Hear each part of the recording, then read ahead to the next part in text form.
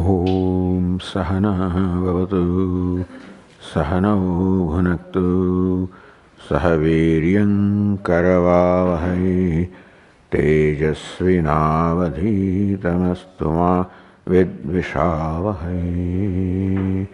Om Shanti Shanti Shanti.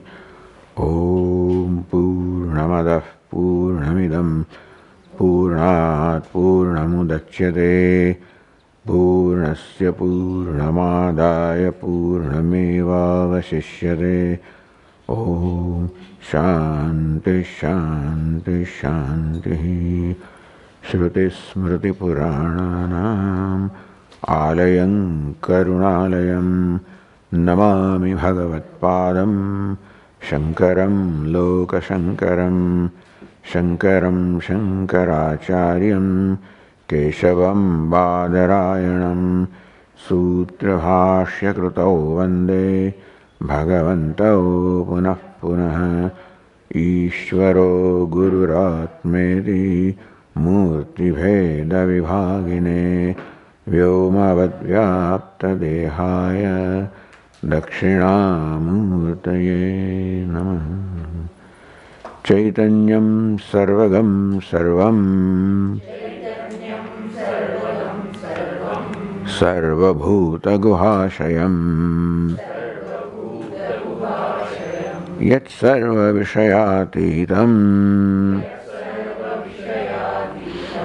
Tasmai Sarvavide Namaha.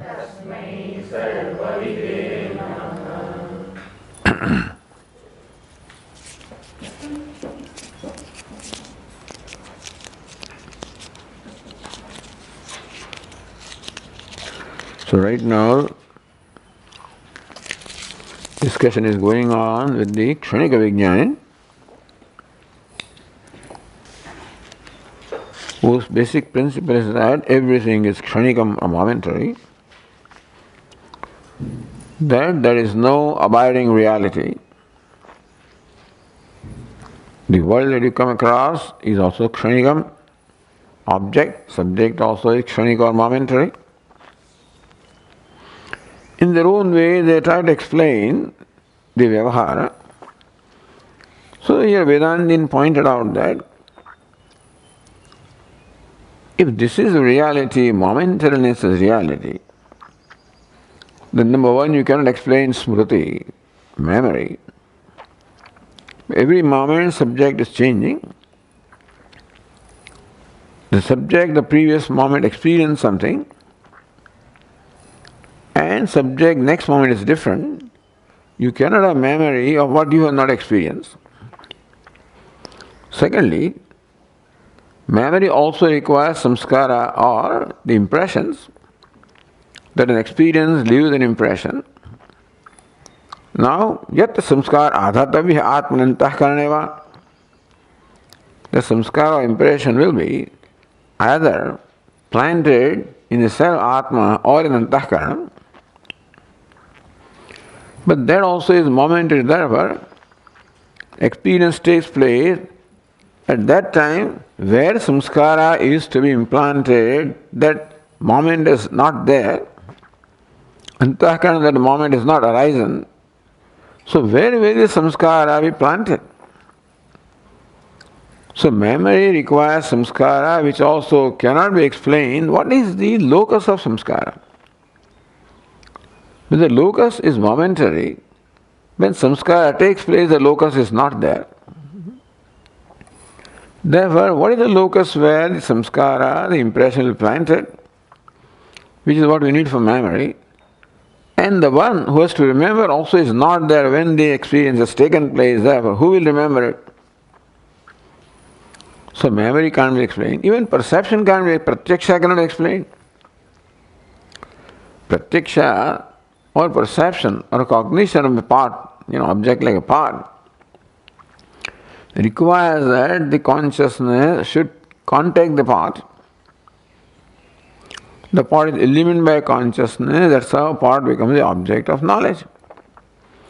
But the consciousness that is supposed to illuminate is also momentary.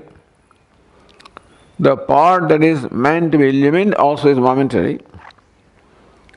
So, moment when this part comes into being, the consciousness is not there, and when consciousness, so that between two momentary things, a contact cannot be explained. So, pratyaksha, perception also cannot be explained. Inference depends upon pratyaksha, that also can't be explained. Memory cannot be explained. Pratyabhijna, recognition cannot be explained.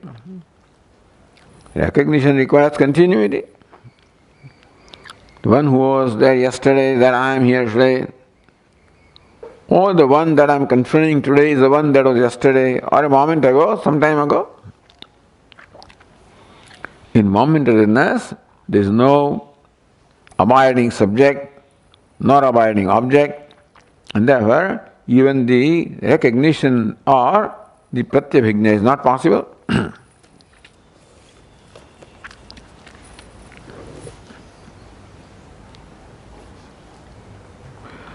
And if you admit that there is someone who is aware of previous moment and the following moment, and therefore he can recognize, in that case you are accepting the existence of a subject more than one moment, in which case, because to be witnessed, a witness must be there before the event has happened. During the event and after the event, then only witness can be there. Doctor can say this child is born at a given time. When he was there before the birth, during the birth, after the birth, then only you can know what exactly the phenomenon is.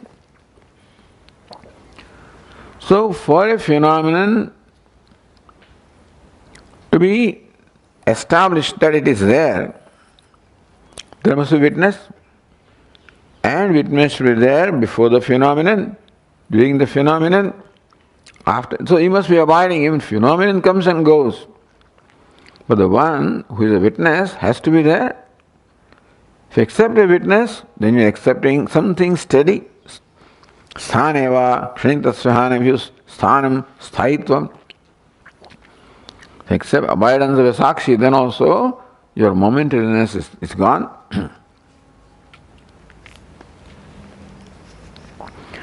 Then also point out that this karya-karana, the vyavhara, our interactions, transactions are all based on the karya-karana. Because to produce a karya, such as a pot, you require karanam, namely clay. You reach out to clay in order to create the pot. Therefore, clay is a specific karanam, material cause for pot. Here the example was of the milk and curd. The milk is the specific karanam, the cause for curd. Therefore, when you want to make curd, you reach out for milk. Now, if curd also is momentary, milk also is momentary, then there is no connection between them. In which case, anything can act as the cause of anything. That they call Kar series. Dadhi series. Dadhi santanam. Kshira santanam. Kshira means milk. That you would reach out to a given milk santanam, kshira santanam for a dadhi santanam for creation of the curd. That cannot be explained. If both are momentary and if there is no necessity that the effect must be potentially be present in the cause, then anything can act as cause of anything. Therefore, you can reach out for sand also in order to create curd. Says, no, that is a prasiddhi. That it is everybody's experience that we always reach out to a given material cause for a given effect. So your conclusion is out of bounds that you can use also sand. And so we have to respect the prasiddhi. a common agreement that you reach out to a given cause for a given effect. Alright? Even that also is very difficult when everything is momentary. Because the Tikakara said, for the rain and the sprout to act as cause and effect. The rain imparts a certain samskaras, is upakaraka. Rain is one that upakaraka, it helps. And sprout is something that is helped. Then rain can help the sprout to grow. In which case they should coexist. They should be together. For the rain or the cause to be upakaraka, effect to be upakarya, one that helps, one is helped, one that benefits, one is benefited. That is the kind of relationship that is required between the material cause and effect. But for that to happen, both of them should be present at the same time, in the same place. But between two momentary things, that kind of contact can't be established. Rain is momentary, is gone before it comes, before a sprout comes. And therefore, rain and sprout cannot act if they are momentary. As upakaraka, upakarya. And therefore, even this vyavahara, prasiddhi of karya karana, which we encounter in our day-to-day life, also cannot be experienced with momentariness. In this manner, momentariness cannot explain anything. Cannot explain our day-to-day phenomena, cannot explain the life. Then how can you visualize that momentariness? Therefore, kshanikatvam does not make sense. So now continuing the verse 30th, evam, tadevam, kshanikamatam nirakrutya. In this manner, having refuted kshanikamatam, this view that everything is kshanikam or momentary, sunyamatam nirakarishan, sunyavadi goes a step further. That what obtains between two kshanas? When you say that it's momentariness where each moment is different from the other moment, if you accept a connection between the two moments, then you're accepting a connecting thread which is sustaining reality. Like, in a mala, there is a thread that connects, sustains all the beads. Each bead is independent, not connected with the other one, but there is a thread that actually is a connecting link. So even if you accept momentariness as its object and subject, and if you don't accept a connecting link, then nothing can be explained.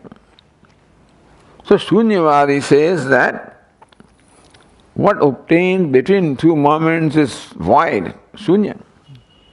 That's the reality.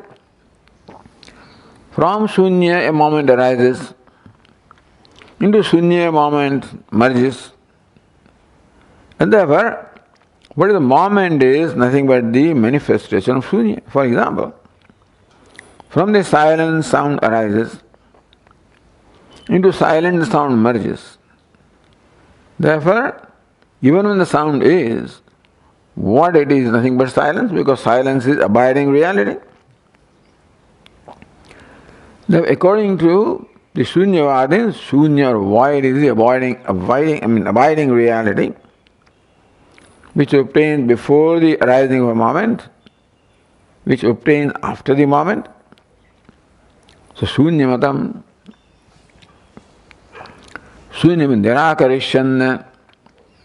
Now the author, Nirakarishan, now in the process of Nirakarishan, meaning in refuting the Shunyamata. That's the present participle, Nirakarishan. So while refuting the Shunyamata, but before doing that, Adau Swamata Samanjasyam Upanyasyati. Before refuting or dismissing Shunyamata, the teacher is establishing Samanjasyam, the fitness of his own mata. Vedanta mata, that there is an abiding reality, and the ultimate reality is non-dual, there is no duality. Even subject-object duality is only superficial. At the very root, even subject-object, both of them emerge from the same non-dual. The same non-dual truth appears as subject, appears as object, appears as experience, appears as everything. One water appears as wave, a wave subject wave, object wave, experience wave. Therefore, the duality that we seem to encounter at the level of our day-to-day transaction is also superficial, because if you look into the truth of that, tatah padam tat parimargatavyam, you have to now inquire into that padam, the ultimate truth. Going where one does not come back into duality, recognizing duality is not really there, it's only mithya appearance. So non-dual is the truth. That is abiding reality, that is Vedanta mata, swamata samanjasyam upanyasyati. The proprietariness, the fitness of one's own mata, one's own siddhanta, is so upanyasyati, first presented, mrushayati. So we read the verse 30th. Mrushadhyasastu yatra syat tannashastatra no matah sarvanasho bhavedyasya mokshah kasya phalam vada.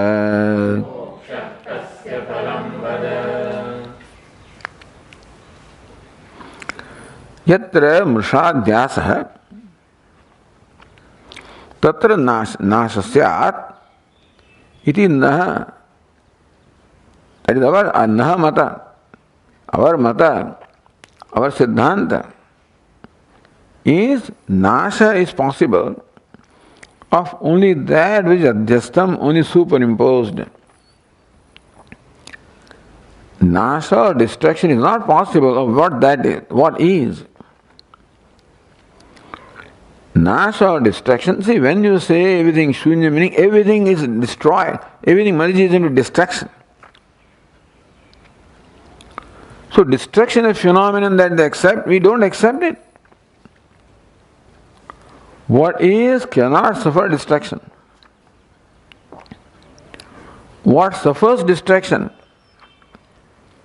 is that it appears to be there but not that. That alone can suffer destruction because it's not there to begin with. A rope snake, which I think is, can suffer a complete destruction without leaving a trace when the knowledge of rope takes place. Is because the snake is not there even when it appears, or when you think it is there, it is not there. Then alone snake can suffer destruction. So what can be destroyed is mithya, not real. Shunya, void is possible, everything is destroyed. But destruction is not possible. What is? Mrushadhyasastu yatrasya tannasha.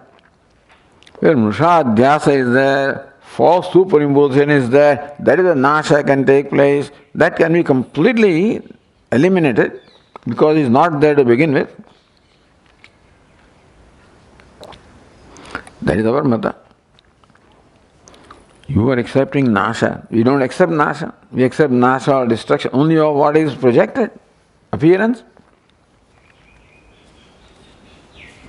Yasad bhasamanam tan mithya. Asad bhasaman, that which is not there and which appears not really there. No, this is something beyond anybody's imagination, that such a thing can be there. People always accepted what appears is there. Vedanta says there is no rule. In the dream experience, all kinds of things are not there. And so that is how there is an abiding reality, indestructible reality.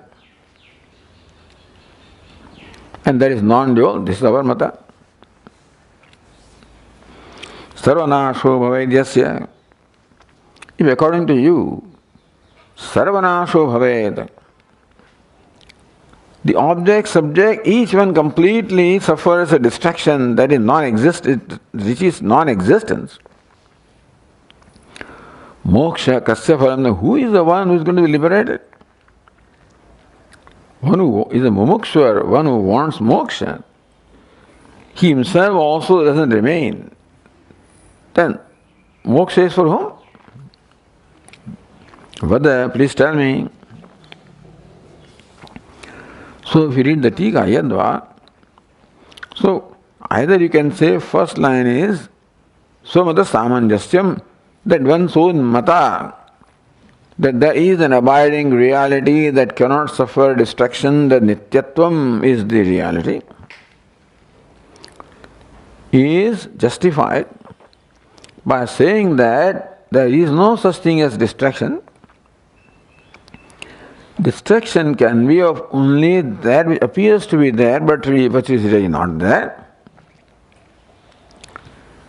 And further, that appearance or mushadhyas or superimposition presupposes also an adhishthanam or substratum. Without something real to be there, a projection or superimposition cannot be unless some real thing is there. A rope has to be there for a mushadhyasa, for a false snake to superimpose, a real rope must be there. They accept the world as adhyasa, as maya, all projection. And they say it's nothing more than just buddhi, the consciousness, this is all projection. The conscious also is not there. Those fellows say conscious moment, this fellow that is also not there. We say that this mushadhyasa or false superimposition cannot be unless there is something real. That real alone appears as what you take it to be. Appearance presupposes something that appears to be so. So either first line can be interpreted as justification of the Vedantin's Siddhanta or Yadva, or it can be interpreted differently, Yadva, Vedantamate Brahmatmanah Anadhe Atishayatvat Kshanikamate Iva Tulya Moksha Anupattihidi.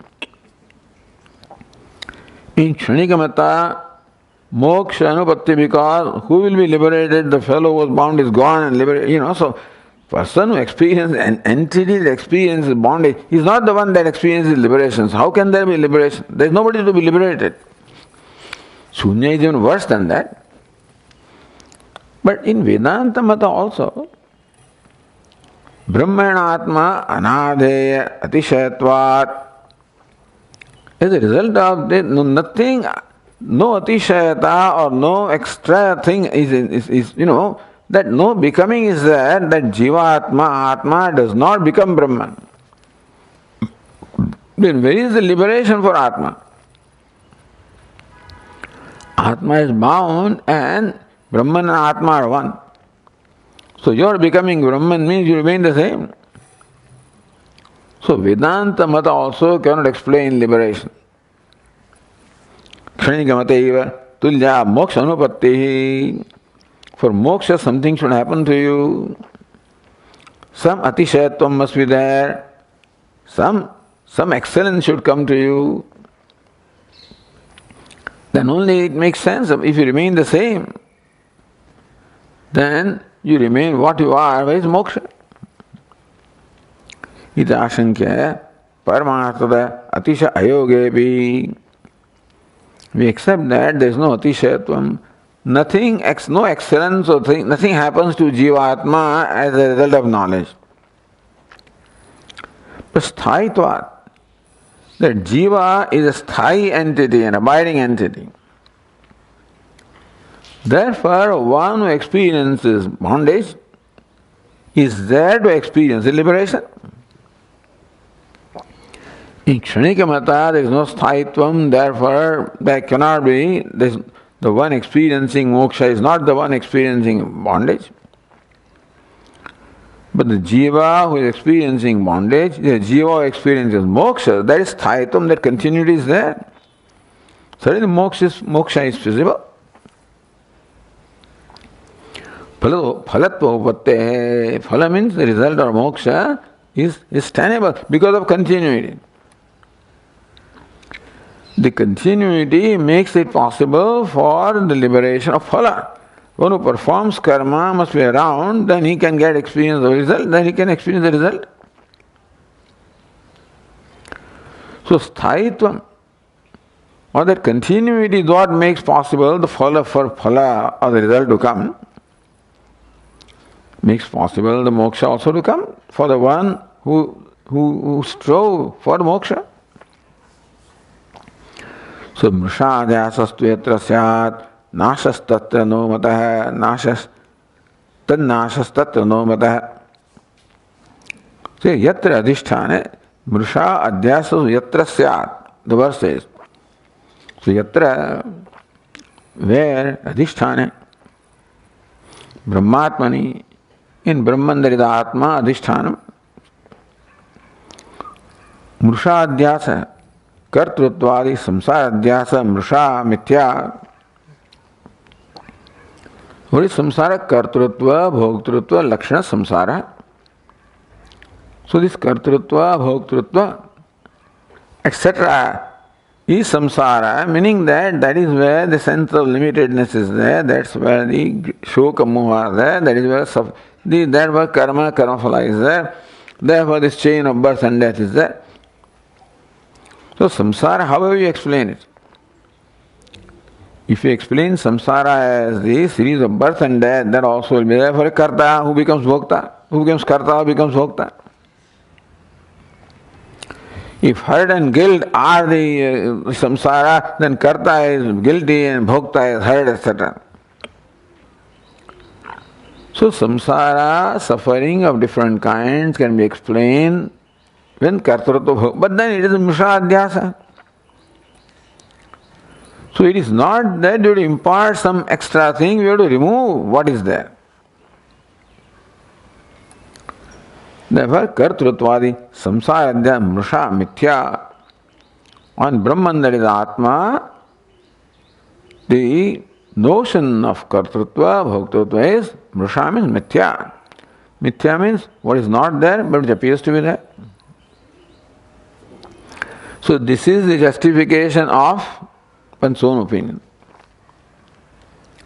Athva mrisha adhyasa avidya nibandhana brahma kartrutvadi samsara pratibhasa yatra syadati yojana.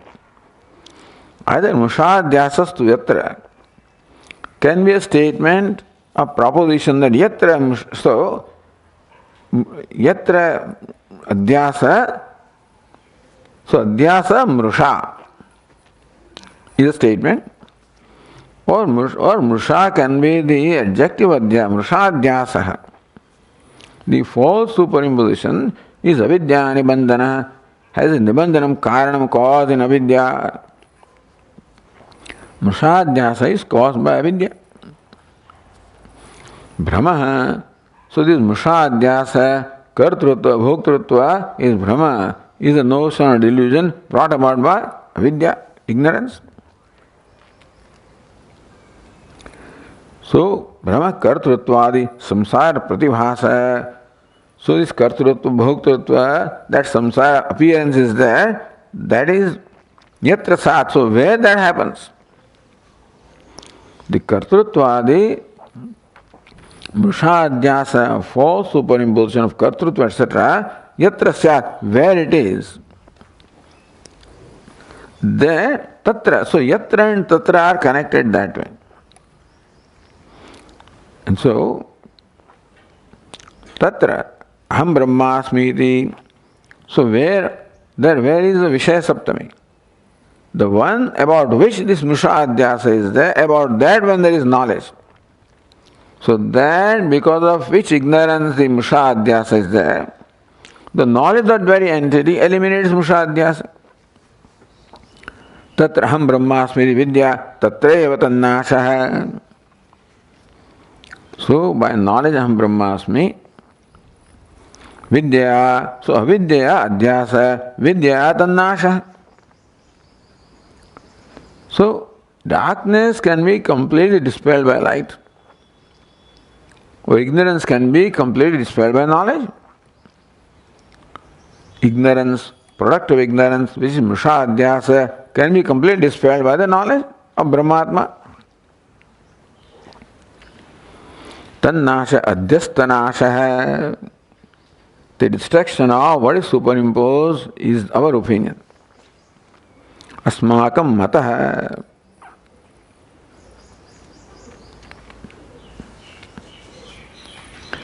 And so tathacha, yah ajnanat bandhanubhavan tasya jnanat bandhanivritya. So whoever it was who felt bound because of ignorance, that is the one who recognized that I am liberated by knowledge. Shuddha Sura Anubhava Purushartha iti. So Purushartha is not adding something which is not there. Purushartha is experiencing purely what is. You are experiencing all right now also. Brahmatma is experienced. But there is Ashuddhi there because of the Adhyasa. So experiencing yourself or recognizing yourself, seeing yourself as you are is a Purushartha.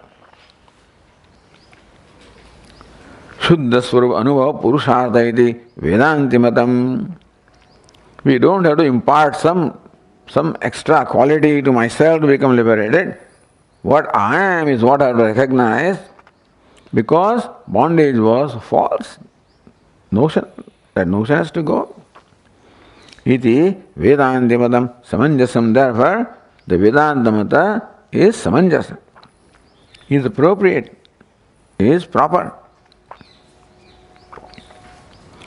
So that means that the first line is still interpreted as the justification of Vedanta Mata. Idanim Shunyamate Doshamaha. Second line then is the finding fault with the Shunya Mata. Sarvanasho bhavedyasya moksha kasya phalam vada. Yasya, in whose opinion sarvanasho bhaved? Anubhavito abhavat. So Shunyavadi says that the object also is Shunyam, subject also is Shunyam, so the subject also doesn't remain. Then Anubhavito abhavat. Anubhavita, experiencer, also doesn't remain because he also suffers total cessation. Kasya Purushartha Sarvanasha. Then who is the one accomplishing something? Iti Vada, please tell us. So you want, in whatever that concept of, Shantescha, that they wanted a Shanti. What is Shanti? Shanti of this notion that there is continuity, and that is the Purushartha. So Purushartha means some goal is there for them also.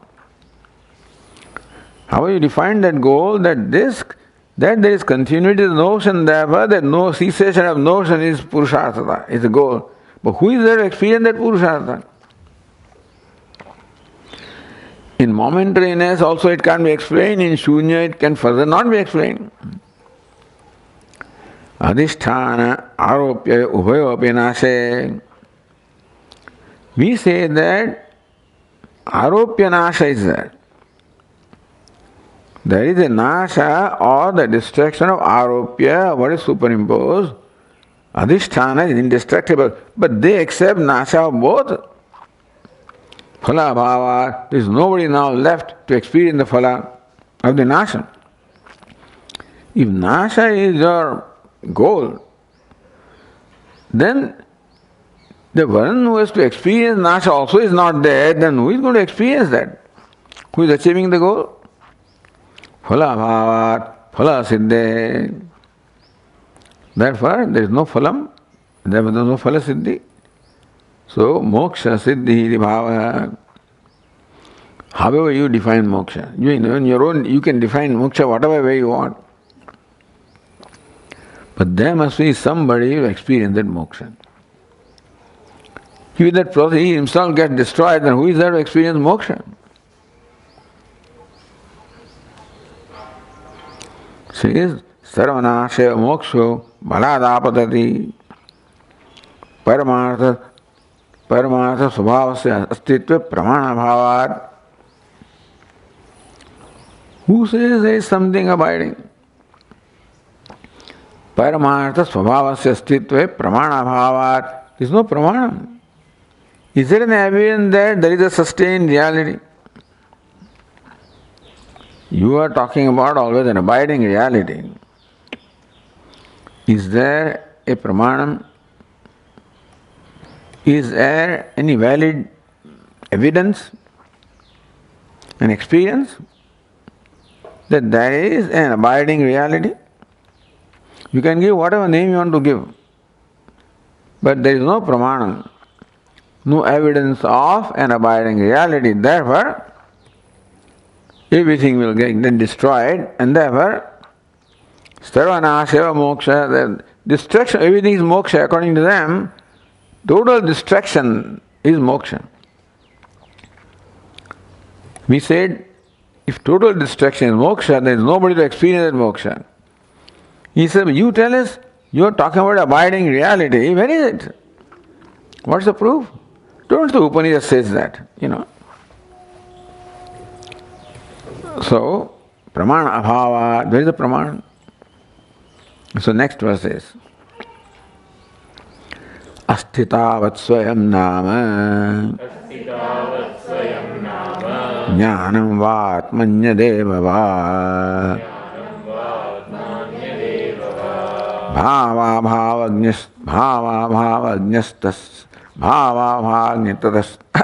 bhavajñastasya na bhavastvadigamyate.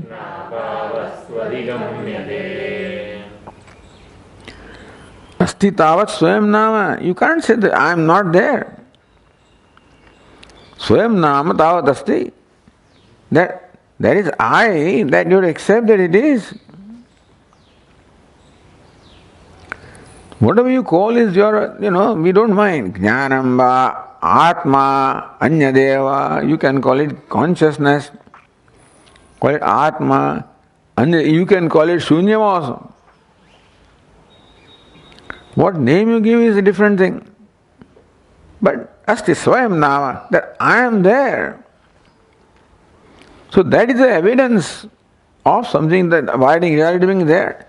So whenever anybody questions the existence of God, can you prove there is God? Can you prove that you are there? Vedantian answer is very simple. If God is in heaven, then it's always a debatable thing. He says it is there, and he says it becomes a faith. For Nitya Paroksha, which is always Paroksha or is away from you, is a matter of faith. That's why we call it faith. The Abrahamic religions are called faith. It's a matter of faith that you accept God and of such and such nature, etc. Here we talk about darshanam. Darshanam is of what is. Darshanam is seeing what is. So we don't talk about God that is tatassa, pratyaksha, away someplace. If we talk of that, then we accept it in Shraddha. But we are talking about what is. Our Puja Swami used to say that Vedanta deals with the realities of life. And so that I am has to be accepted, otherwise there is nobody to argue. Who is arguing all this stuff? The one who is arguing has to be accepted. Anyway, right? So, bhava bhavagnatastasya. Because bhava bhavagnya, you say it is, or you say it is not. But there is somebody to say it is and it is not. There is somebody who says it is, that it is there and something is there and something is not. That bhava and abhava. Gnya, to say that something is or not, there has to be there somebody who is a witness of that. Tasya na abhava swadigamyate. Therefore, the knower of bhava. The absence of knower of bhava cannot be, because otherwise there is nobody to say there is something or something is not. So they said, where is the proof that there is an abiding? This is the proof that I am. And if that I is the problem, at least to say something is, something is not, somebody is required to say, witness is required to establish the bhava and abhava, the presence and absence, or existence, non-existence. And therefore, you cannot deny the existence of the one who is the knower of bhava and abhava, existence and non-existence.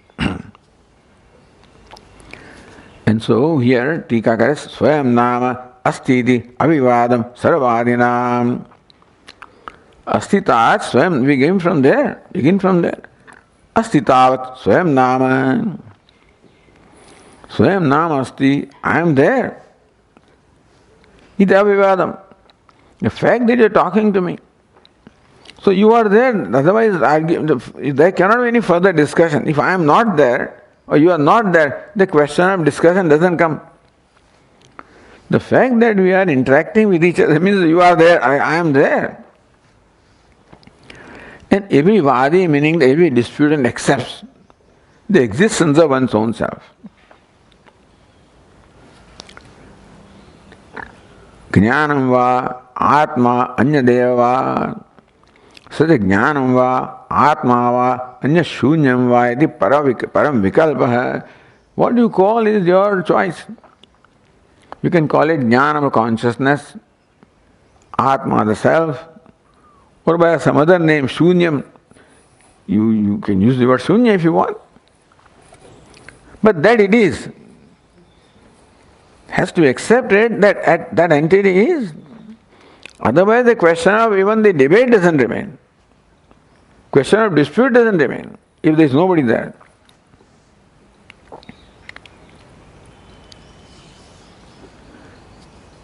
Bhava bhavagnyastasya tasya na abhavastu adhigamyate.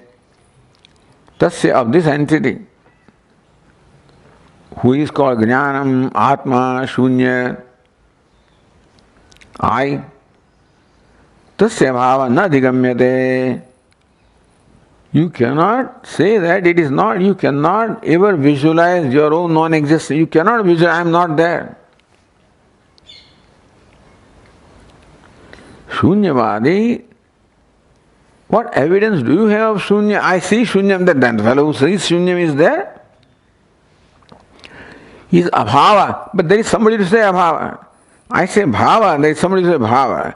You say nothing is there, somebody is there to say nothing. And therefore, the abhava of the Swayam, Shunyatadu na pramanike. That Swayam is there, is avivadam, and therefore it's not being there, there is no pramanam to say that I am not there. Kutah? Why do you say that Atma has to be there? Bhava bhavagnyatataha. Because bhavagnya, tas means tasmat. So bhava jnanatvat or jnatvat. Loka vyavahara siddhara bhava abhignatvat. In Loka vyavahara we know that there is an entity who knows something is there. The pot is there. Elephant is not there. My palm is there. Pot is not there. There is someone to say something is there, something is not there. There is bhava bhavagnya. Bhava bhavau janati iti bhava bhavagnya. So one knows the bhava bhava.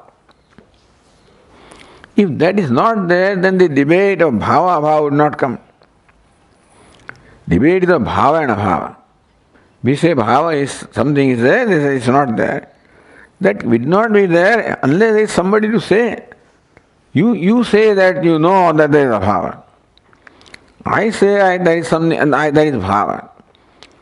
But abhavagnya also must be there. Bhavagnya nor abhava must be there to say abhava is, nor bhava must be there to say bhava. Therefore, bhava abhavagnya. So, bhava abhignatvat. In loka vyavahara will not be possible unless we know what is and what is not. If that is not there, vyavahara won't be possible. Otherwise, I'll reach out for an elephant, not knowing that elephant is not there. I will look for it, thinking the pot is not there. Anyatha sthirasya kasi sakshina bhave sarva vyavaharo prasanga ityartha hai. Sthira sakshi, an abiding witness of bhava, what is, abhava, what is not. So what is and is not keeps on coming and going, but there is an abiding witness of that. If that is not there, so memory will not be there, recognition will not be there, karya karana will not be there, no vyavahara will be there. So we explain. Vyavahara involves perception, inference, memory, recognition, cause effect. So all of this cannot be vyavahara, cannot be unless there is an abiding entity, subject.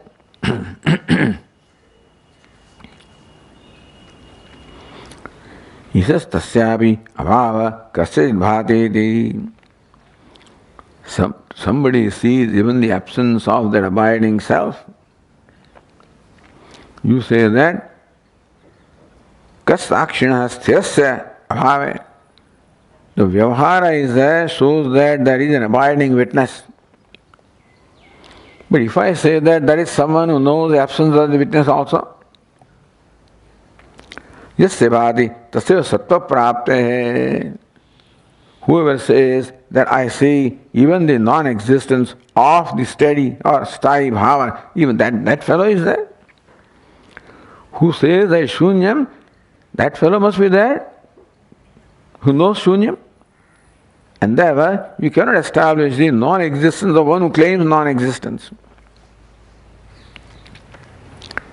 Therefore, na shunyata avakasha, shunyatya shanka avakasha. Therefore, there is no avakasha or occasion for shunyatva, absolute non-existence. Yena iti. Yena digamyate bhavaha. Tasya tatsatya tanna ched bhavet. Bhava bhava anabhignatvam. Lokasya lokasya cheshyate.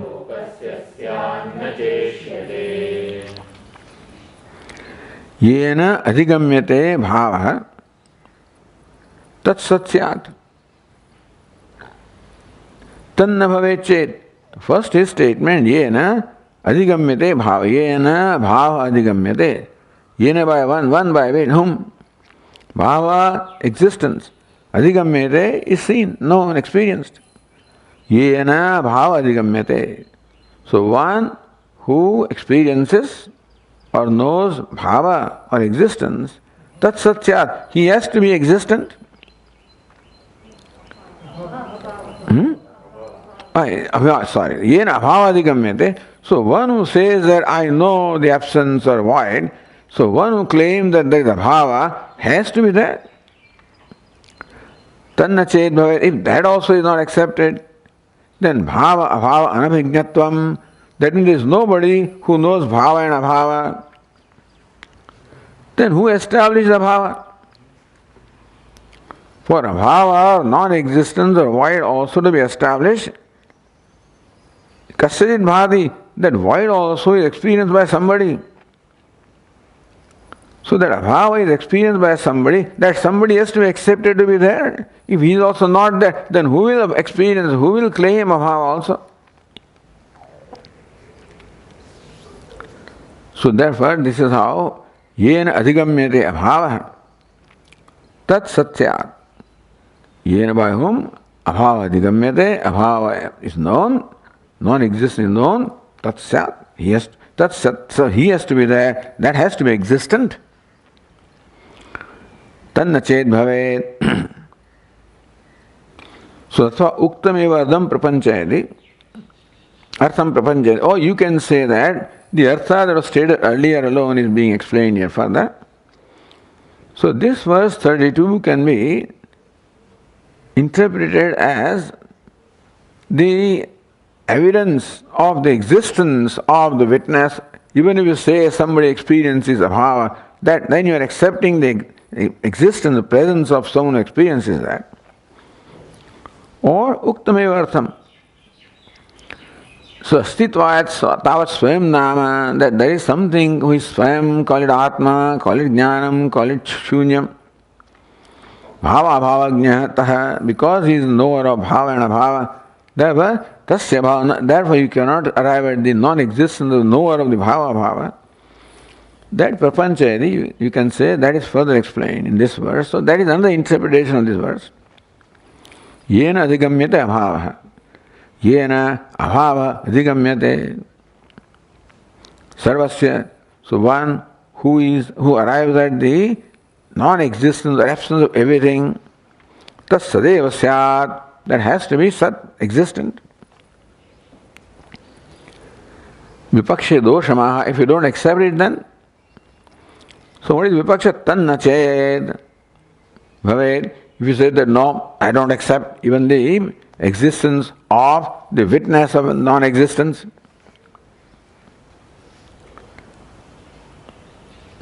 then bhava abhava anabhignatvam lokasya syat, then there will be no knower of bhava and abhava. There will be absence of the knower of bhava. To establish abhava also require knower. To establish anything you require a witness. This is Vedanta Siddhanta. Without witness, the existence of something cannot be established. That's our vyavahara also. Did you see it? Have you seen it? That something happened also can be established only when there is a witness. Ultimately, that's the proof. Otherwise, all inferences are there. All kinds of evidences are there, and you connect them, and then if there is no witness, there is always a question whether it really happened or not. It will go on for years together, that stuff. Somebody has seen it and describes it. Then that's the final proof. But then if you don't accept a witness, bhava abhava anabhignatvam, that there is no knowledge of bhava and abhava, then what happens? Astu lokasya bhava abhava anabhignatvam. So second line says, so bhava anabhignatvam. Anabhignatvam is not knowing the bhava and abhava. In the chet. So, na ityaha na cha ishyate. That you don't accept the knower of bhava and abhava, that is not desirable. Kenapi sa abhijñah nirakartam na shakyate. For someone, for establishing something not there, that entity who says something is not, that has to be accepted. Kenapi sa abhijñah. So bhava bhava abhijñah.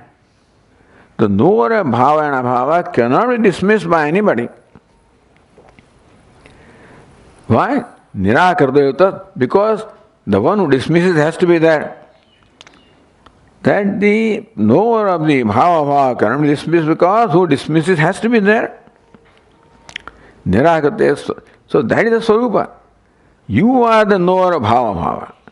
You dismissing the knower of bhava bhava is the knower of bhava bhava because dismissing a bhava or bhava.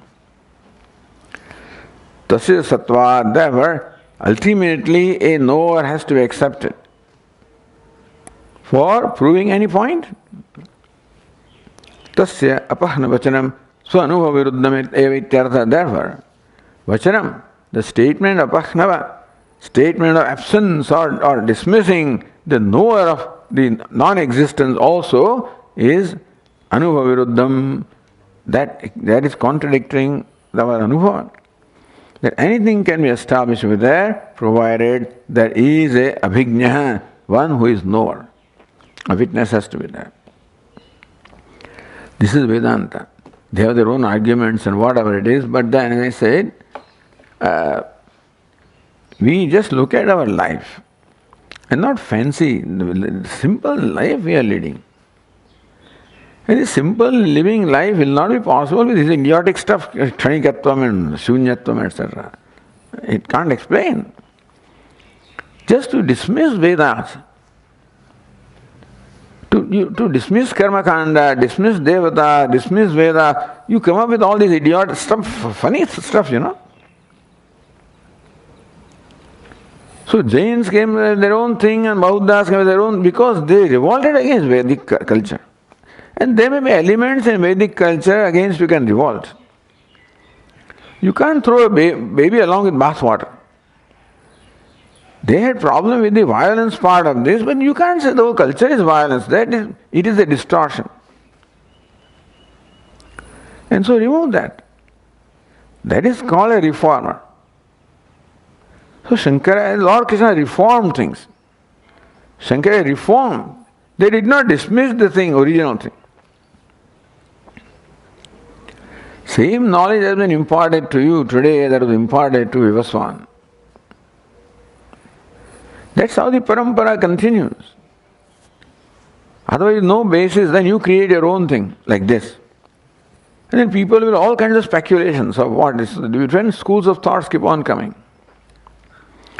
Anyway, so swa-anubhaviruddham, you cannot have a theory which contradicts our own experience, which is the basis of all our life. There is no basis for life then.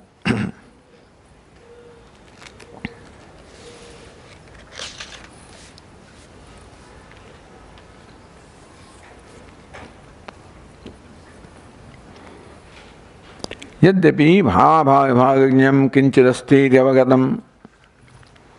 So by this line of argument, it is accepted that there is an abhijñā, one who knows or witness of bhava and abhava is, otherwise it's impractical, otherwise you cannot explain your experience. Iti avagatam, that is now understood. Tathapi tat kidrusham. If there is a knower of bhava, bhava, what's the nature of that entity? Iti visheshatah nirdharane karanam nasti. There is no way of determining what is the nature of that abhijñā, the knower of bhava and abhava. Iti ashankya. How do you arrive at the nature of that? Visheshatah nirdharane. You say someone is there, okay. That there is a knower of bhava and abhava. But how do you arrive at the nature of that knower? Visheshatah nirdharane. To determine what is the nature of that knower, karanam nasti, we find no means of determining the nature of that existence of the bhava, abhava, visheshajña is accepted. Because otherwise anubhava vyavahara cannot be. But we find no reason or way of arriving at the nature of this fellow, of knower. Bhava bhagnya bhignya, bhava bhava bhignya. Iti ashankya tasvarupa upadayati, the swarupa, essential nature. Upapadayati, with reason it is shown. Sat asaditi. So the next verse is Sadatat sadasatcheti vikalpat pragyadishyate tadadvaitam samatvattu nityam chanyad vikalpitat.